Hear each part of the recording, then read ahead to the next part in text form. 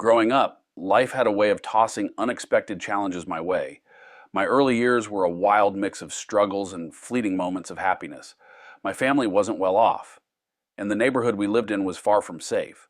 But despite the tough times, I learned to be resilient and to find small joys amidst the chaos.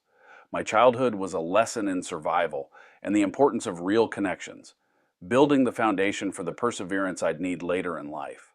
As I transitioned into adulthood, those lessons became even more crucial. I juggled different jobs, always striving for stability and purpose.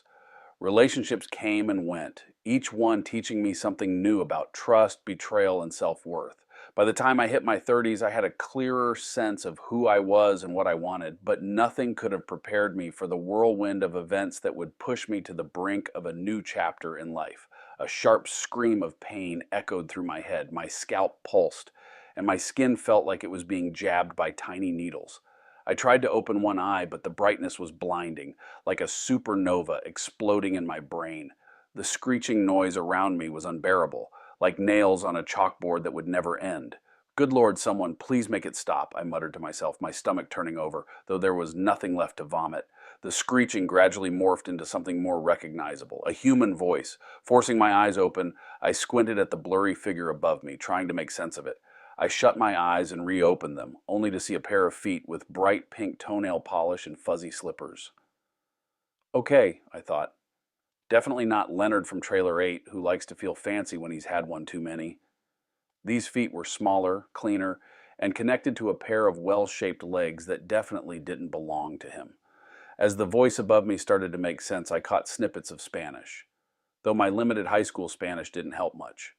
I picked up something about 32 donkeys and your grandmother, which I doubted was an invite to a barbecue.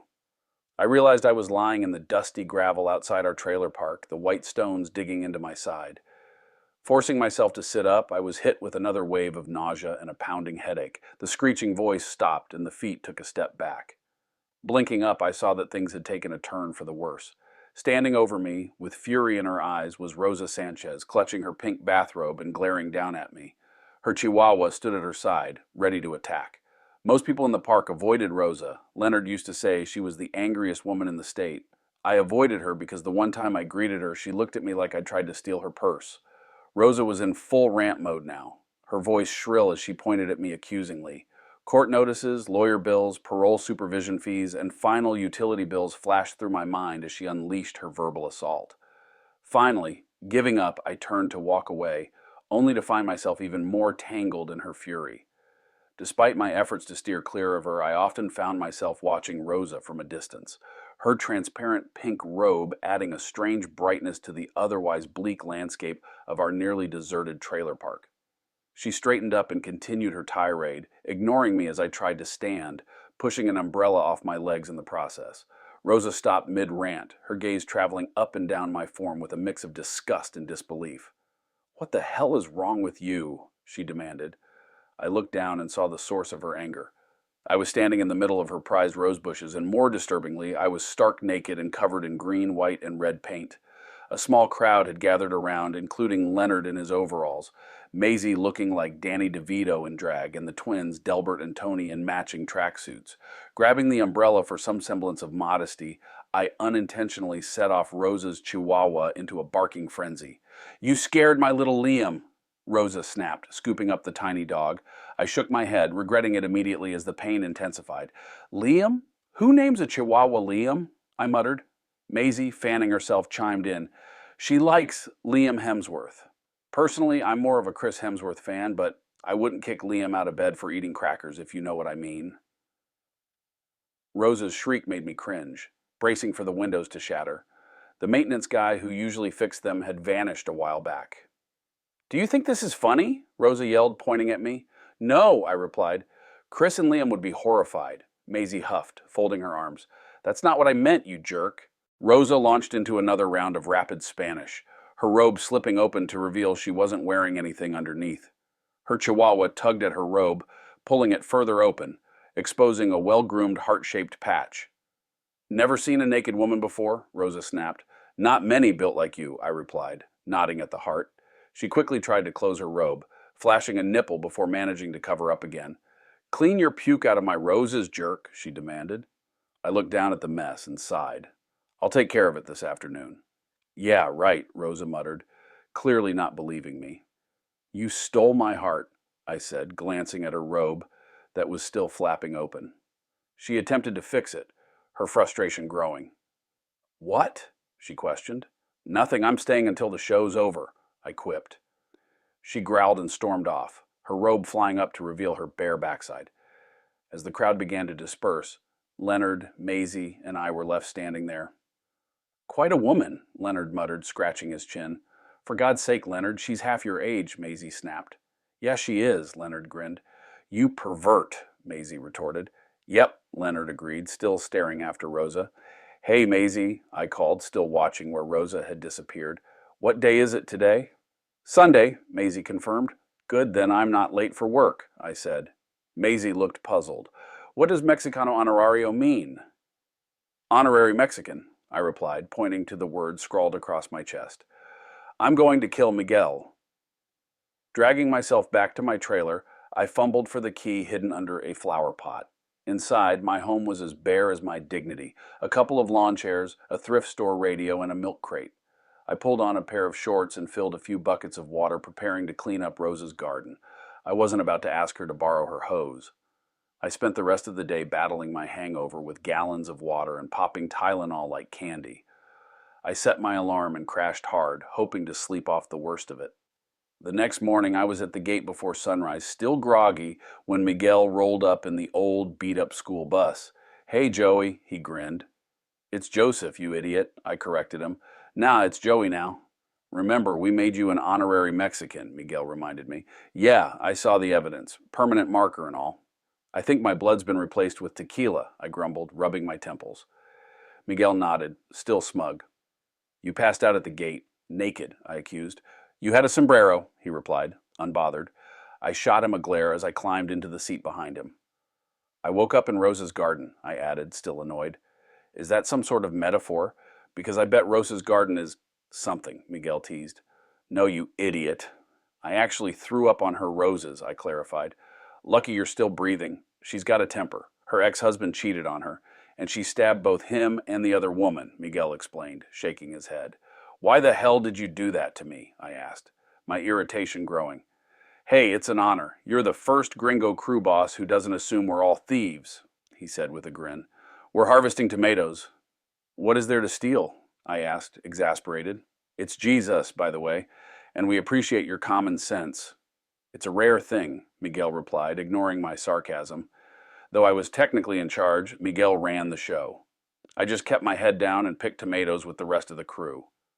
You could take over, you know, Miguel suggested. No way. I need you around to take the fall if anything goes missing, I shot back.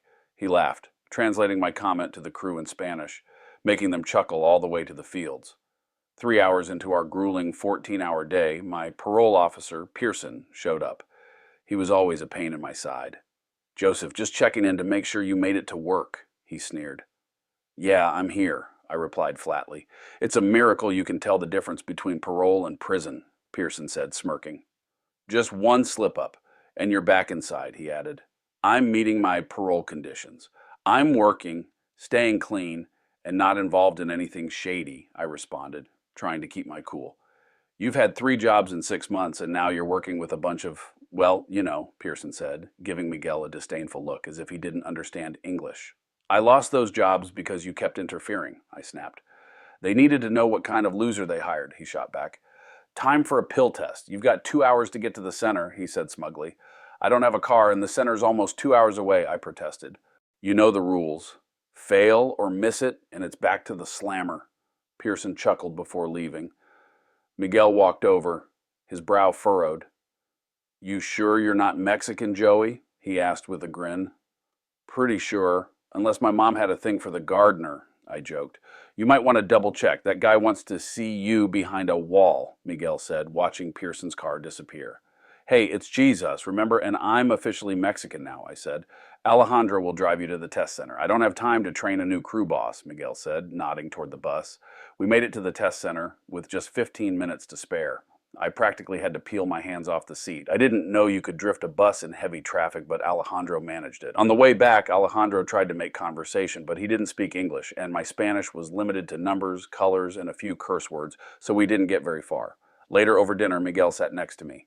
Saturday night, you started telling me how you ended up here but passed out before finishing. How does a big shot stockbroker end up picking tomatoes? There's not much to tell, I began. The SEC launched an investigation into my firm. I didn't think I was involved, but then I got locked out. Turns out there was insider trading linked to a fake account I had access to. They blamed me but couldn't prove it, so they pulled my Series 7 license, I explained. You still ended up in jail, Miguel noted. Yeah, they found cocaine in my car during the investigation. It wasn't mine, but I couldn't prove that. They used it to pressure me about the missing money, tens of millions. I got 3 years, but only served 6 months in county jail because of overcrowding, I continued. Are you sure you didn't take the money? If you did, I've got a cousin, Miguel suggested with a sly grin. If I had millions, I'd be in Mexico by now, I replied. So where'd the pills come from? He asked. I thought they were planted, but I used to pick up high-end clients from the airport a lot. One of them could have left it behind. Bad luck. It all fell apart. My wife stuck around until I was sentenced, then she divorced me and took our savings, I said, the bitterness still fresh. What a witch, Miguel commented. I wasn't completely numb to it, but I had enough cheap tequila to take the edge off. She's lucky she didn't get fired. That job means everything to her, I explained. True love conquers all, huh? Miguel said sarcastically. True love doesn't pay the bills, I replied, a little more sharply than I intended. What were you making back then? Miguel asked, curious. With bonuses, close to $500,000 a year. Now I'm barely scraping by on minimum wage. She took everything, I said, shaking my head. Couldn't you find it? He asked. She's an accountant. They're good at hiding money. It'd take time, money, and lawyers to dig it out, and I don't have any of those. Maybe someday I'll look into it and sue for my share, I replied, the frustration evident in my voice. Miguel shook his head sadly. I've seen your paycheck. It's going to be a while. Against my better judgment, I let Miguel talk me into going out again that Saturday night.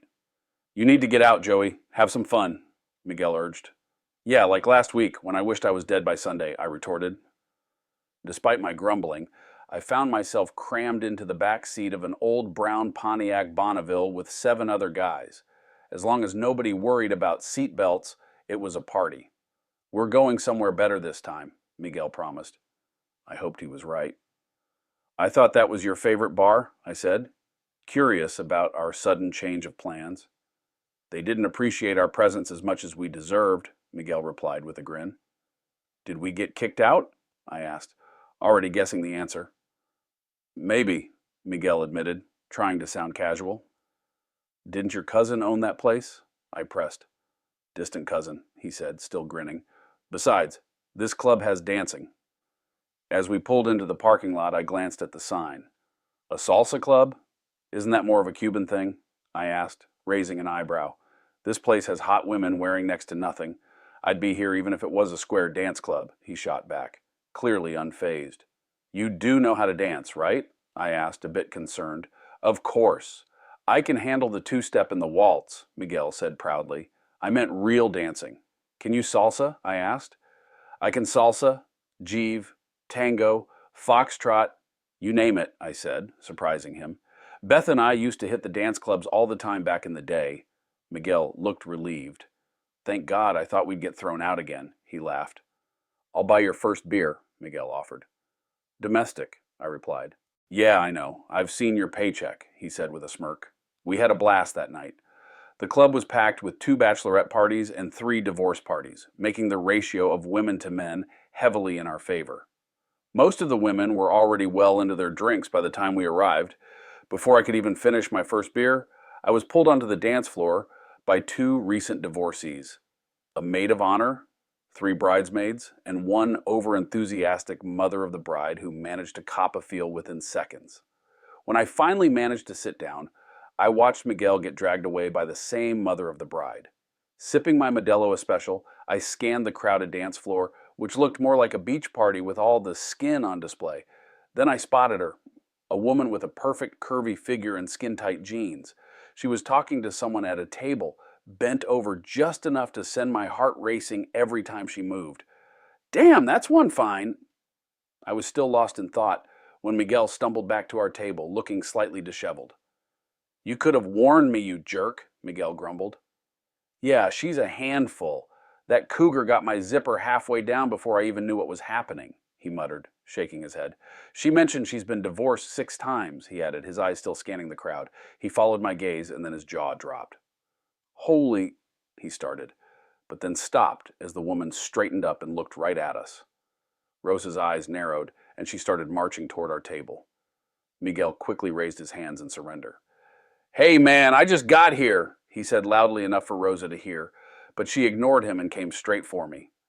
What do you think you're staring at, you creep? Rosa demanded. I was about to apologize when a giggling woman in a tiny bridal veil tripped and fell into our table, pulled along by her maid of honor.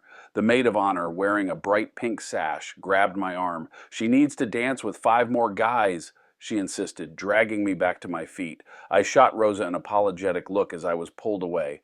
I'll be right back. The bride, less drunk than her maid of honor, seemed a bit embarrassed by the whole thing. I did my best to be a gentleman, but it took 3 more dances before I finally made it back to the table. I was intercepted by another bride, a different maid of honor, and a stunning trans woman who saved me from the clutches of the cougar. At least dancing with her didn't feel like wrestling with an overzealous octopus. Just as I was about to sit down, a hand grabbed mine and pulled me back onto the dance floor. I turned to see Rosa glaring at me. Were you ever planning to come back to your table? She asked, though her tone seemed less angry than before. I tried. I had a cold beer waiting for me, but it's probably warm by now, I said with a shrug. No, I drank it. I was waiting for you to come back and apologize, Rosa replied, her eyes still narrowed. Any thought of apologizing vanished as I grinned. Please, if you didn't want people staring at you, you wouldn't wear those jeans and bend over like that. Rosa's lips tightened, her eyes narrowing even more. That wasn't for your benefit, perv, she snapped. I shrugged again. Didn't see a reserve sign on it, and I got a pretty close look. I braced myself for an explosion, but to my surprise, she chuckled and shook her head. Miguel says you're not as much of a jerk as I thought. He claims it was his fault that you ended up drinking too much. They didn't exactly tie me down and force the tequila down my throat, I said, trying to remember the hazy details. But he could have skipped the part where he painted me and dropped me off naked. Rosa smiled, a rare sight. I didn't expect you to actually come back and clean up the mess in my garden, she admitted. Wish you'd told me that beforehand. Dragging those buckets around with a hangover was torture, I replied. Dancing with Rosa was surprisingly pleasant, and I felt like we had reached some sort of truce, at least for now. I watched her walk back to her table, enjoying the view. She glanced back, smiled, and mouthed the word perv at me. I winked, and she rolled her eyes before sitting down. Miguel looked me over as I returned to the table.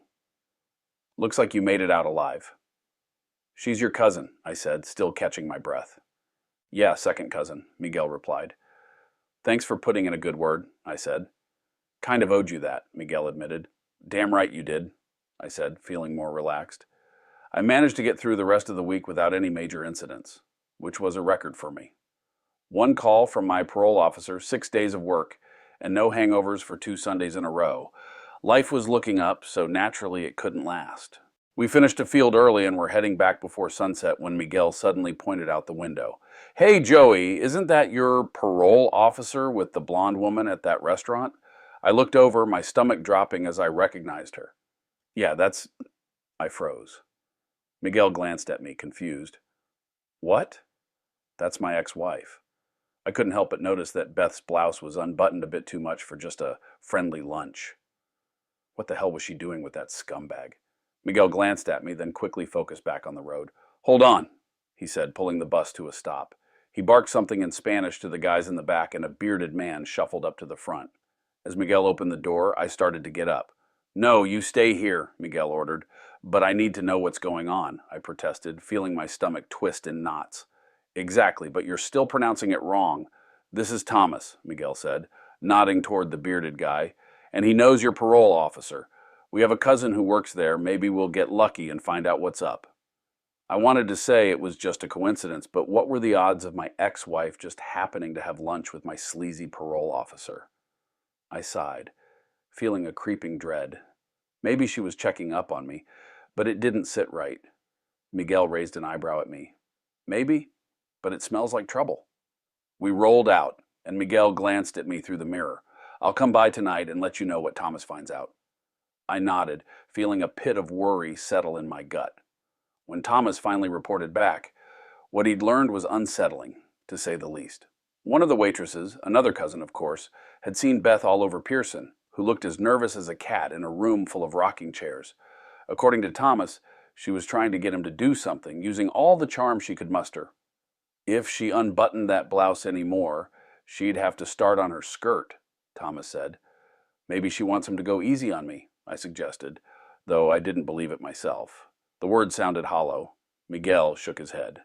You can't be that naive, Joey. Going easy on you wouldn't make him that uncomfortable. Pearson is cool with all sorts of lowlifes. He's got a solid reputation for dealing with the worst of the worst. How do you know? I asked, frowning. There aren't many parole officers around here. I've got a cousin who... Miguel started.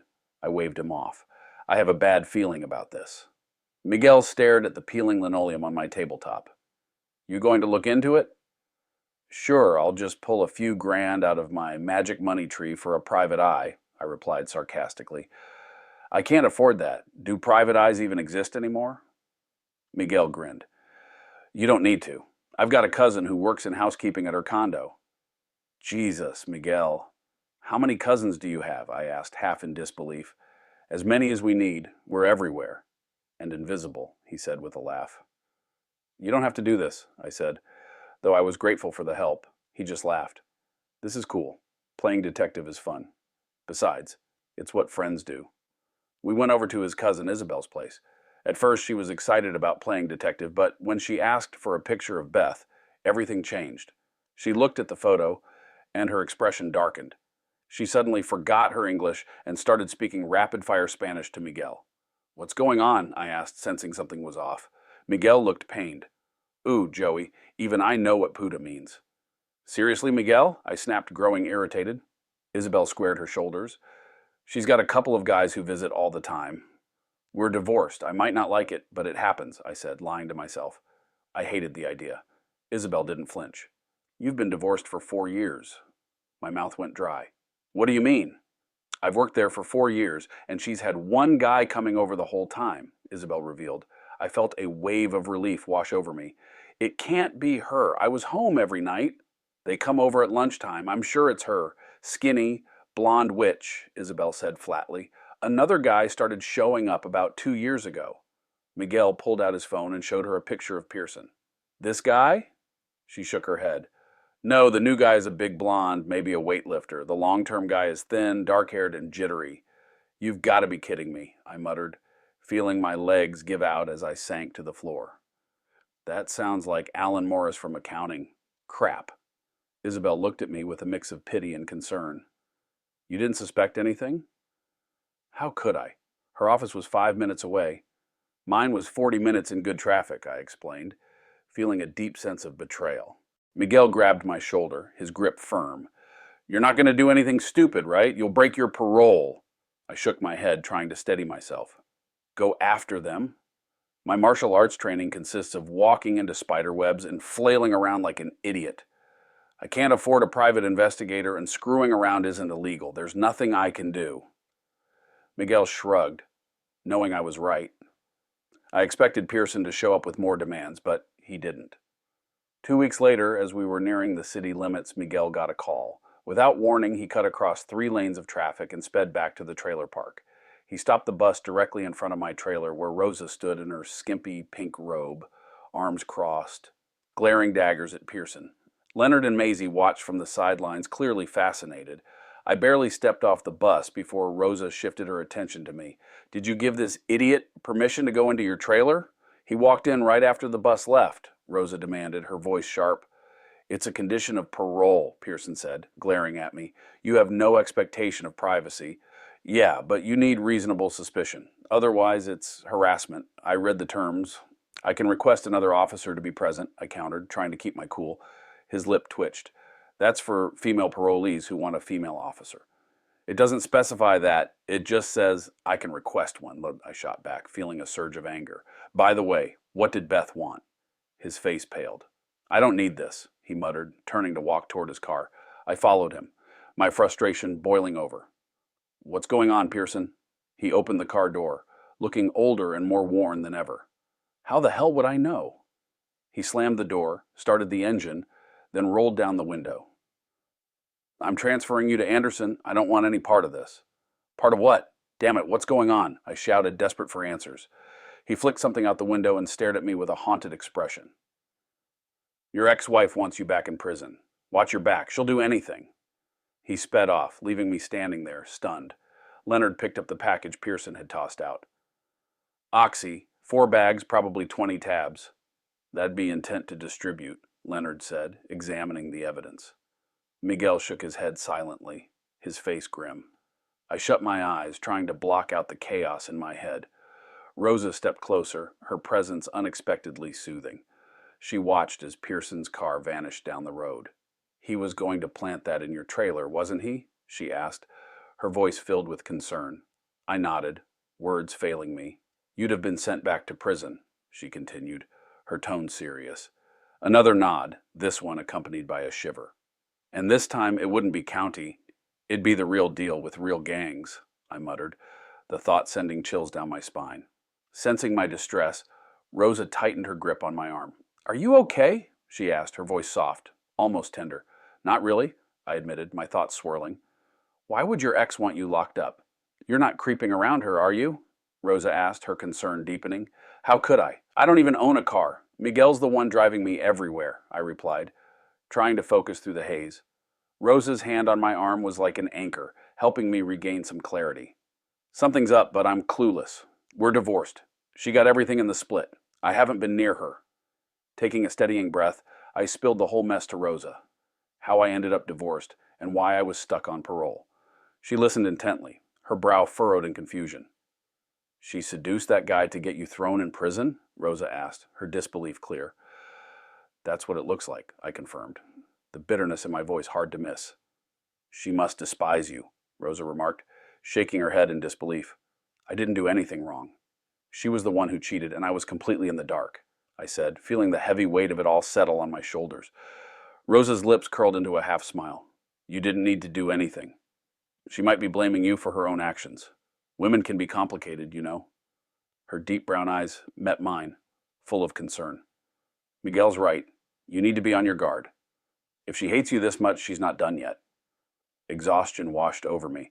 As the reality of Beth's hatred sank in, I turned to Miguel.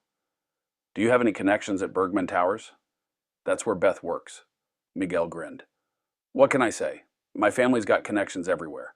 I'll also tell Isabel to keep an eye out and snap photos of anyone who visits her at home. Maisie, now wearing Leonard's oversized overalls, stared after Pearson's car.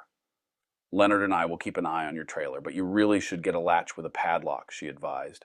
I felt Rosa's grip loosen as she stepped back. Did you call Miguel? I asked, looking at her. She nodded. You saved me, I said, my gratitude evident. Rosa hesitated, then smirked. You're always watching my backside. I figured it was time I watched yours, she teased. Miguel rolled his eyes. Hers is a lot more entertaining than yours, he quipped. Rosa glanced upward with a grin. God, I hope so. If not, I'm wasting too much time at the gym. She gave a playful slap to her hip, adding a little wiggle. I blinked, pulling my eyes back up to hers. Where do you work, anyway? I asked, curious. Crestridge Medical Center. I'm an LPN.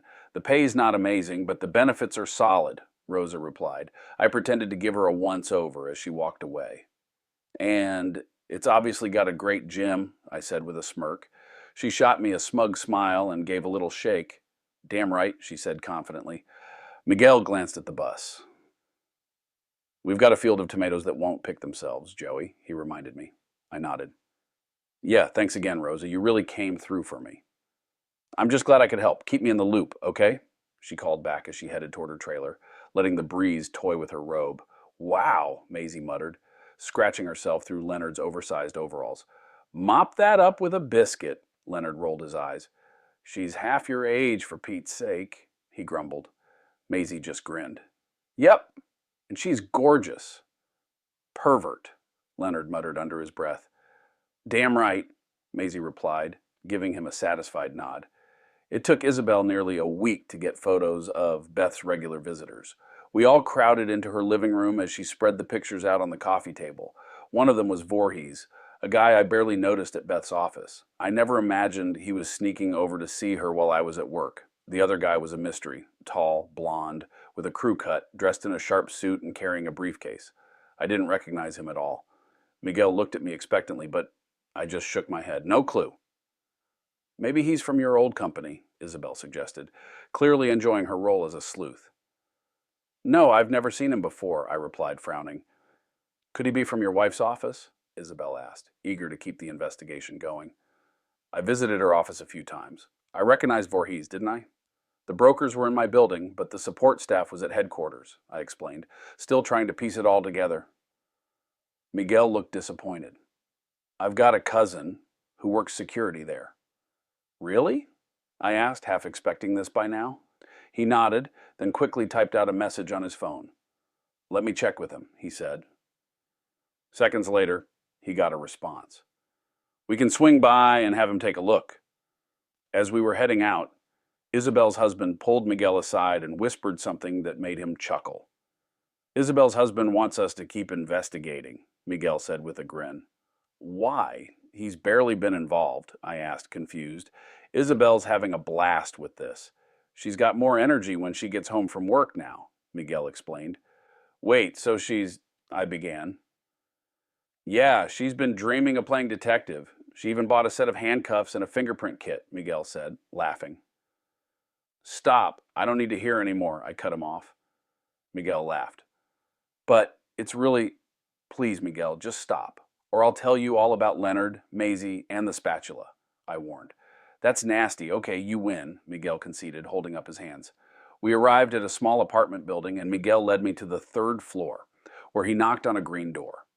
A massive red-haired man opened it, and Miguel made the introductions. Joey, this is my cousin Bjorn. He runs the security team at your ex-wife's building. They hired him after he left the NYPD, Miguel explained. I raised an eyebrow, trying not to laugh. Miguel, he doesn't exactly scream Mexican. I stood there puzzled. Wait, what? Norwegian? I asked, trying to make sense of it. Yeah, well, Bjorn's Norwegian, Miguel explained. Bjorn sighed and corrected. Actually, I'm Swedish, Miguel. Whatever. Swedish, Norwegian, Finnish, same difference? Miguel shrugged. Bjorn waved us inside with a friendly smile. Miguel's still salty about that FIFA match last year. Oh, not that again. You got lucky once, Miguel retorted. Bjorn looked thoughtful. Got lucky on a $100 bet? Want to get lucky with your sister, Miguel? Miguel shot back with a grin. She's taller than me. She'd have to hold you by the feet and use you like a toy. How long can you hold your breath?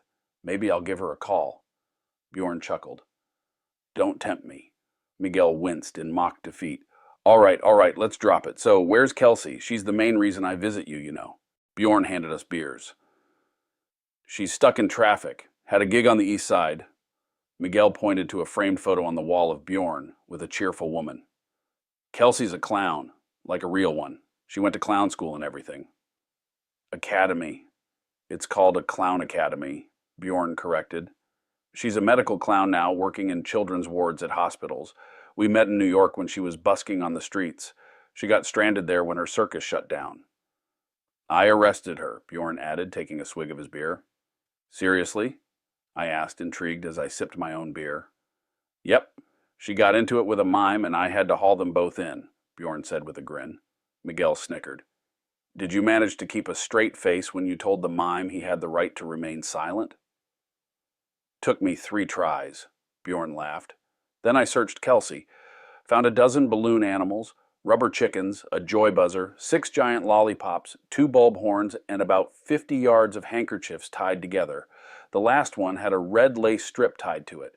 Took 15 minutes to get through it all, and a huge crowd gathered. She made nearly $600 in tips that day. Quite the way to meet, huh? I savored another sip of my beer. Sounds like it. Yeah, she tracked me down on duty a few days later, handed me her number, and demanded I take her on a date, Bjorn said, shaking his head with a smile. Just then, the door swung open, and in bounced a cheerful clown. Not the creepy kind, but bouncy and cute. Hey, Miguel! Now cheese Doritos, she grinned, her silliness infectious as she looked over at me. Hi there, I'm Joey, I replied, trying to keep a straight face. It's the only Spanish I know, she said, laughing. She leaned in close, studying me with exaggerated intensity.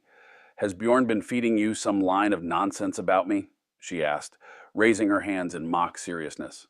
He tells everyone you're a clown, I pointed out. She held up a rubber chicken.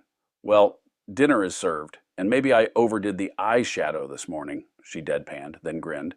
Anyway, it was only 43 handkerchiefs, not 50. And for the record, he loves the clown thing, she added, spinning into a pirouette and sliding into Bjorn's lap. Don't you, babe? Bjorn kissed her, and she hopped off his lap. Be right back. Gotta wash off this makeup, she said, skipping out of the room. As she left, Bjorn turned serious.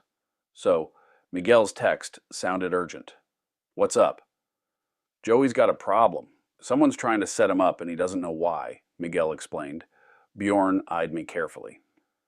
You look more like a Joseph than a Joey, if you ask me, he said, tipping his beer toward me. It's actually Joey, I corrected. Bjorn nodded, taking another sip. I've got strict orders to keep you out of the building, so if that's what you're after, I'm afraid I can't help you. But what's the problem, exactly? It took about 15 minutes to lay out the situation, and by the time we finished, Kelsey had returned with a fresh beer. Sounds like a mess. Does your ex really hate you that much? She asked, settling into a chair. I shrugged. There's no reason for it, as far as I know. Bjorn leaned back, thinking. So, what are you trying to do now? We're trying to figure out who this guy is, Miguel said, showing Bjorn the picture of the blonde man with Beth. Bjorn studied it for a moment before nodding. Yeah, I've seen him around. Not as much lately, though. Didn't know he knew Beth. Never saw him with Voorhees either. So, who is he? I asked, my curiosity piqued. Evan Batchelor. He tried to throw his weight around when he first showed up. Turns out he's an SEC investigator, Bjorn revealed. Miguel and I exchanged a look as we headed back to the trailer park, the ride silent and heavy with tension.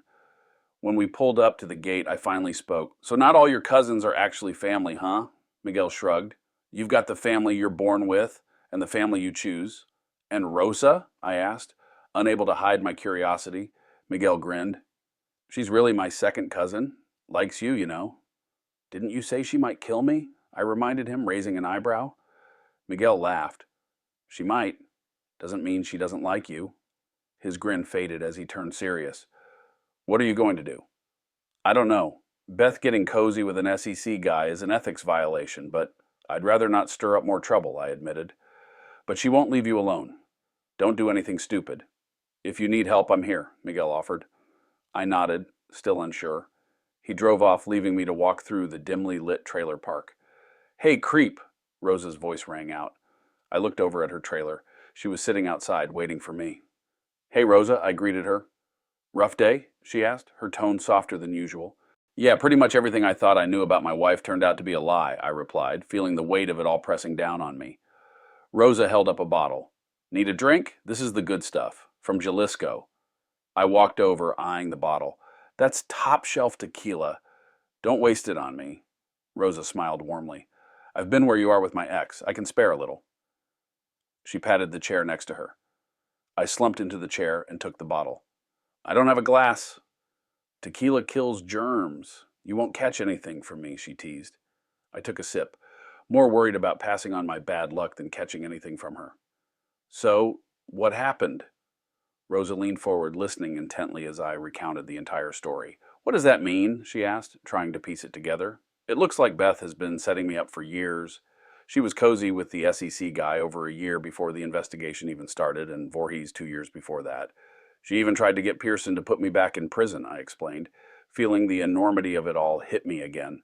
I explained everything to Rosa as she curled up in her chair, pulling her feet up beneath her. How long were you married? She asked. Just over 4 years, I replied. So she was with Voorhees practically from the start? Rosa noted, her voice tinged with disbelief. We sat in silence for a while, letting the weight of it all sink in. Finally, she broke the quiet. Do you think she married you just to set you up? The thought twisted my gut. That would make this even worse, I admitted. Rosa took the bottle, sipped from it, and handed it back to me. Some women are good at manipulating men. It's what they do best, she said, looking at me with an unreadable expression. So what are you going to do? Get revenge? I shook my head, feeling the exhaustion creep over me. I just want out of this mess, but that's easier said than done. Rosa stood up, holding up the empty bottle. Maybe another bottle would help you think it through. I think I've got one inside, she said, heading toward her door. When she opened it, the light from inside seemed to dissolve her robe, casting a silhouette that made my breath catch. She looked back at me and asked, "You coming?" I followed, mesmerized by the way her hips swayed as she walked. She paused at the doorway and her chihuahua darted under a chair. "The bottle's in my bedroom," she said, pointing to an open door. As I stepped closer, she turned and gave me a wicked smile, her robe falling open. I couldn't resist. I pulled her against me and her grin widened. "I warned you, manipulating men is what some women do best," Rosa teased, wrapping a leg around me. She started to say something else, but I silenced her with a kiss. She shrugged off her robe, and I carried her to the bedroom, the chihuahua howling from under the chair. Later, as we lay in a tangle of sheets, Rosa rested half across me, a satisfied smile playing on her lips. "Wow, you must have been saving that up. I'm a little tender," she said, glancing at the floor. "I'm throwing that pillow away." "Yeah, washing won't help," I agreed with a chuckle. She laughed and said, "I'll just buy a new one." I ran my fingers through her hair, feeling a rare moment of peace. "I haven't had much of a social life lately," I admitted. "You didn't hook up with that old lady at the club?" she teased. "No," I replied with a grin. "I know you didn't. I was keeping an eye on you," she said, poking my side playfully. "Fair enough. I was keeping an eye on you too," I teased back. And I lied. "What happened at the club? That was all for your benefit." Rosa grew serious, propping herself up on one elbow. "I need to be honest with you. I knew you'd be at that club. That's why I went." "Why?" I asked, curious. "Because I needed to stop being such a witch. I've been angry ever since my ex-husband cheated on me. I thought you might understand," she said softly. "Besides, I got a good look at you before you picked up that sombrero, you pervert," she added with a giggle. "So, you were teasing me with that bum of yours?" I asked. "It worked, didn't it? You drooled over me every time I went outside," she said, her eyes sparkling with mischief. "Is that why you wear that robe?" I asked, raising an eyebrow. "Sometimes. I guess I'm a bit of an exhibitionist. You found my weakness," she admitted, giving her hips a little shake. I squeezed her playfully, but our moment was interrupted by a knock at the door. Rosa quickly threw on her robe and went to answer it while I scrambled to get dressed. She came back, looking puzzled. "This girl says she needs to talk to you." Kelsey stepped in, glancing around nervously. "Hey, Joey, got a minute?" "Rosa stays," I said firmly. Kelsey nodded. "Okay, but this doesn't go back to Bjorn, all right?" "Agreed," I said. Kelsey took a deep breath. "When the circus went bankrupt, I was in a bad spot. I started doing street performances and small cons, like 3-card Monte." "Bjorn said you did street magic," I noted, leaning forward. "Yeah, the toughest kind. It's just you and the marks. No stage, no assistants," she said with a proud grin. "I was good at it." Rosa frowned, cutting to the point. "What does that have to do with what's going on here?" Kelsey exhaled slowly. "I heard about bigger cons, and I helped out on a few. Bjorn thinks he rescued me before I got in too deep, and he mostly did. I didn't do anything really bad, but being broke in the city sucks. I don't want to tarnish what he did for me. He doesn't deserve that." I looked over at Rosa, who smiled gently and let out a soft laugh. "I get it." Kelsey grinned at Rosa and gave her a playful wink before turning back to me. "I think you're looking at this the wrong way." "What do you mean?" I asked, confused. "Because you're wondering why they're targeting you. This is just another big con, and you're not the mark," Kelsey explained. I stared at her, the words not fully sinking in. "What do you mean? That doesn't sound good." "It means you're just a distraction. They want everyone focused on you, not them," she clarified. Rosa leaned in. "So, how do we stop it?" Kelsey's grin returned. "You just have to convince the real Mark that they're being conned." A sudden realization hit me. Damn it, I'm an idiot. Rosa looked at me, puzzled. "What are you talking about?" "The Seychelles. We were supposed to go to Fiji for our honeymoon, but Beth suddenly changed it to the Seychelles," I explained. "Why does that matter?" Rosa asked, still confused. "Banking laws. She sent me deep-sea fishing one day while she stayed at the spa. I bet she set up an account in person so there'd be no trail leading back to her," I said, the pieces finally coming together. "Isn't there anyone you can call?" Rosa asked, her concern growing. "The SEC has a reporting system, but that would probably just tip them off," I said, nearly choking on the tequila. Who watches the Watchers? Rosa asked with a sly smile. Why not report it to the DOJ or the FBI? Both the FBI and IRS have websites for reporting fraud, Kelsey suggested. So I did just that. I used the library computer to submit a report, hoping it would cause enough trouble for Beth and her partners to back off and leave me alone. After I reported everything to P.O. Anderson, I focused on working with Miguel and the crew until the harvest ended. Once the season was over, I landed a job making donuts. It was easier work, but I missed the camaraderie of the old crew. The upside was that my new hours matched Rosa's, and before long, we were practically living together. Life felt stable, almost too good to be true, but it didn't last. One evening, while I was playfully nuzzling Rosa's neck and grabbing her bum as she set the table, a harsh knock echoed through the trailer. Rosa froze, glaring at the door. If that's Leonard here to borrow my robe again, the answer is no, she muttered, trying to calm her breathing. But it wasn't Leonard. Standing at the door were 2 deputies and a couple of men in suits. I recognized the deputies immediately. The older man in plain clothes stepped forward and flashed his credentials. Joseph Bateman? He asked. I nodded, noticing Leonard and Maisie peeking out from Leonard's trailer, curiosity written all over their faces. I'm Special Agent Tanner with the FBI. We need you to come down to the field office to answer a few questions, he said. Rosa clung to my arm. Are you arresting him? She demanded. No, ma'am. We just need to ask him some questions, Tanner replied. I looked at Rosa and said softly, I probably need to do this. She reluctantly let go, but not before snapping cell phone pictures of the agents and whispering something in Spanish to one of the deputies. Whatever she said must have been a threat because he paled. As I was driven away, I saw Leonard and Maisie heading over to Rosa's trailer, likely to get the full story. At the FBI field office, they put me in a stark interview room with blindingly white walls, gray carpet, and a dull gray table. I was told to wait. After about 20 minutes, a clean-cut man in a black suit walked in, placed his credentials on the table, opened a folder, and introduced himself. Mr. Bateman, I'm Senior Special Agent Michael Rivera from the Criminal Cyber Response and Services Branch in D.C. We received your tip and need clarification for an ongoing FBI and IRS investigation. We appreciate your assistance. I stared at him in surreal horror as I realized this was the same Michael I'd known, yet here he was, pretending we'd never met. Miguel had played me. Ignoring my shock, Rivera pointed to a line item in a list. You mentioned the money might have been moved to an account in the Seychelles. We need to narrow down which institution your ex-wife may have used. For the next 2 hours, Rivera went over every detail of Beth's scheme. I had to handwrite and sign statements, review maps, and go over our honeymoon itinerary, all while Rivera acted like this was the first time we'd met. Thankfully, there was no mention of Isabel, Bjorn, or Kelsey. Apparently, they were all considered family. When it was over, Rivera gave me a firm handshake, the kind you'd expect from a government official, and thanked me for my cooperation. I walked back into Rosa's trailer, the silence roaring in my ears. She was waiting for me. Are you okay? She asked, her voice full of concern. Did you know about Michael? I asked, still in disbelief. Michael who? She asked, confused. Miguel, I corrected myself. He's an FBI agent. The shock and disbelief on Rosa's face were actually comforting.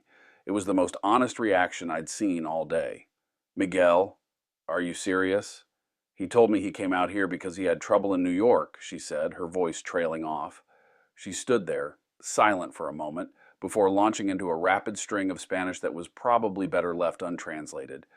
After a few minutes, I wondered if Liam, the Chihuahua, would let me hide under the chair with him. Rosa, I'm so sorry, I apologized, feeling like an idiot. She stopped mid-rant and blinked. For what? For even thinking you could have been involved in all this, I admitted, the words heavy on my tongue. She shook her head. You asked. You didn't accuse me of anything. That traitor lied to us. We thought he was family. In the following months, the arrests and trials were all over the news. The FBI and IRS had uncovered a massive SEC corruption ring, and Beth was deeply involved. She took a plea deal, but still got 15 years after turning over the money she'd stashed overseas. The SEC investigator who'd helped her got 20 years with no plea deal. There were more people involved than I'd ever imagined, which made me uneasy. Beth had managed to drag a lot of people into her schemes. I was lucky I wasn't just another casualty. The courts were even considering vacating my conviction. During the investigation, someone admitted that Voorhees had planted the pills in my car. and Beth had orchestrated the whole thing. I wasn't holding my breath, though. At the speed the courts moved, I'd be off parole before they sorted it out. P.O. Anderson had gone hands off, even hinting about the move to vacate my conviction. Pearson retired quietly without any charges, and while I wasn't sure how to feel about that, Rosa reassured me.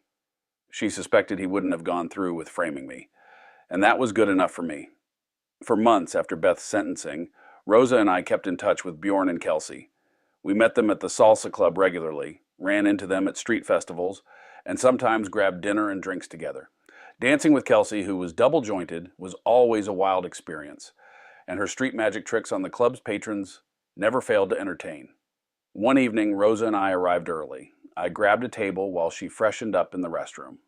I had just waved over a waitress when Miguel, now just another regular face to me, pulled out a chair and sat down. "I'll get this round, man," he said, flashing a grin that, despite everything, still felt familiar. "I owe you one," Miguel said as he spoke briefly to the waitress before sitting down. "Miguel, or is it Michael?" I asked, my voice edged with bitterness. He sighed. "Miguel, you might want to keep a clear path to the door. Rosa's pretty pissed at you." "Yeah, I figured," I replied, unable to shake the sense of betrayal. "You earned that doing your job. I bought it, you know. I thought you were my friend. You're good. Lots of training. Bjorn told me he had a hunch about you," I added. "He just didn't think FBI. Figured maybe State Narcotics Task Force. I wasn't even there for you, man. We had an op running, but it came up empty. I was already in place when the employment agency sent you there." "Blind luck," Miguel explained. "The FBI stalks low-level pill parolees? Really? What kind of crap is that?" I asked, incredulous. "Everyone was convinced you had the money hidden. Probably 6 agencies were watching, just waiting for you to run. It took me a while to suspect you weren't in on it," Miguel admitted. "Why didn't you say something?" I demanded, frustration creeping into my voice. "I couldn't be sure. Not at first. Once we learned an SEC investigator was involved, I was stuck. The rules are clear. The FBI should have been the ones investigating, but none of our evidence was legal, and the politics were messy. We couldn't legally start an investigation with what we had," he said. "But if someone filed a whistleblower complaint, you'd have probable cause," I suggested. He nodded. "It worked, didn't it? We finally figured out why she kept coming after you. After you got out, you were supposed to be the fall guy, but they didn't realize there wasn't enough evidence to really railroad you. So, when you got out after a few months, the SEC and IRS were on high alert. Beth couldn't touch the money without drawing attention.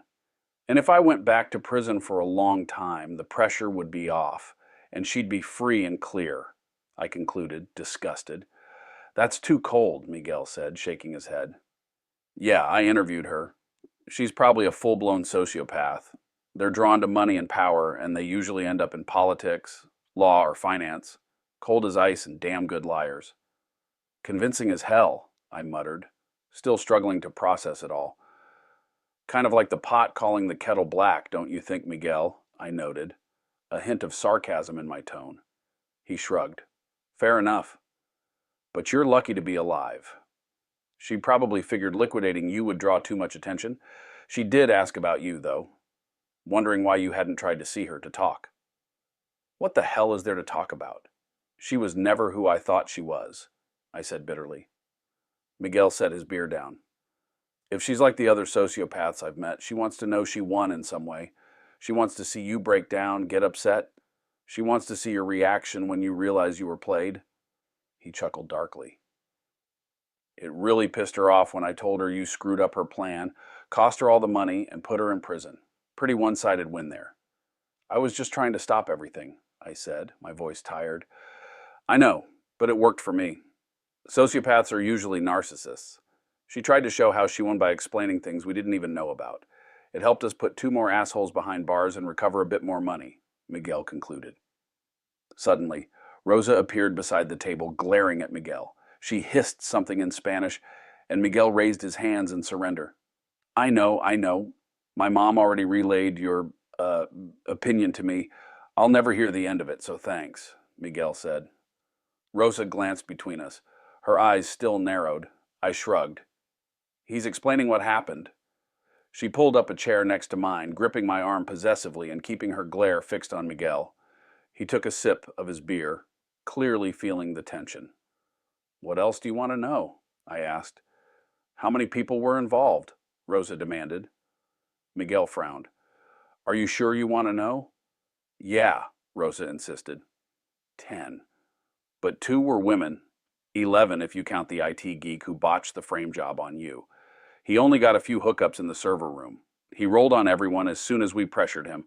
Got 18 months, Miguel explained. 18 months in prison for a few hookups? Damn, I shook my head. Rosa elbowed me with a grin. Mine aren't worth that. Of course they are, I replied, smiling back. Oh, God, too much information, Miguel said, holding up his hands as Rosa laughed wickedly. Things got quiet, the joking reminding us of how close we'd been. I turned my beer bottle in my hands a few times, unsure of what to say next. What do you want, Miguel? I finally asked. I wanted to set things right. Family, you know, he said quietly. I had a lot of bitter replies in my head, but I let them go. Are we Joey and Miguel? I asked. Yeah. Cousins? Michael and Joseph? Not so much, Miguel replied. I looked at Rosa, who studied him closely. I think I can live with that. She nodded, her expression softening. But if you ever do anything like this again, you'll regret it for the rest of your life. Her tone was firm, but not venomous. Miguel nodded solemnly. I know, and I deserve that. Thanks for giving me a chance to make things right. Rosa nodded, satisfied with his apology. He finished his beer and stood up, pulling an envelope from his back pocket. He smiled with a touch of irony as he handed it to me. I asked if I could deliver this to you personally, Miguel said, handing me an envelope. What is it? I asked, cautious. It's the adjudication on the IRS reward money for reporting tax evasion. It's not a fortune, but it's a decent amount, Miguel explained. It's a percentage of the taxes owed on the underreported income, minus taxes and other deductions, of course. But it should help you get back on your feet. He paused, then asked, if they vacate your conviction, will you go back to your old job? I shook my head. No, there will always be suspicion, and no one would sponsor me for a Series 7 license again. Besides, the donut shop owner is thinking about selling. I'm managing it now and looking into bank loans. It's affordable and the profits are decent. Miguel snickered. A big shot donut shop owner? Never thought I'd see the day. Jesus, you're saying it wrong, I teased. He works at the shop. I hired him and Alejandro. Still hard to picture, Miguel said, shaking his head. Money is just money, Miguel. But I have something more valuable now. I have family, I said. I noticed a flash of pain in Miguel's eyes before he turned and walked away. I opened the envelope and quickly sorted through the papers inside. The total amount took me by surprise. It was over $500,000. I showed it to Rosa and she smiled. No problem buying the donut shop now, she said, beaming. And we can get you a nicer engagement ring. She glanced down at her modest quarter-carat ring. No, I'm keeping this one. You worked hard to save up for it, and that means a lot more to me. I squeezed her thigh, feeling a wave of gratitude for this woman who had stood by me through it all. What are we going to do with the money left over after buying the shop? Rosa looked thoughtful. There are a lot of empty lots in the trailer park. Maybe we could get a double-wide trailer with a big deck so we can have everyone over, like Leonard and Maisie, maybe even Miguel in a month or two. I nodded, imagining it. And we'll need a barbecue grill, patio furniture, and a good stereo system. That sounds about right. Rosa leaned against me, her voice softening as she added, maybe we could make one of the rooms a nursery, for the future. Her tone was measured, but I could sense her uncertainty. Maybe not too far in the future, I suggested gently. Okay, maybe get a 4-bedroom one. You never know, she replied, a smile playing on her lips. Rosa sighed contentedly. Maybe I'll be the one leaving tooth marks on your bum tonight, she teased. Pervert, I said, grinning. You better believe it, Rosa replied with a giggle.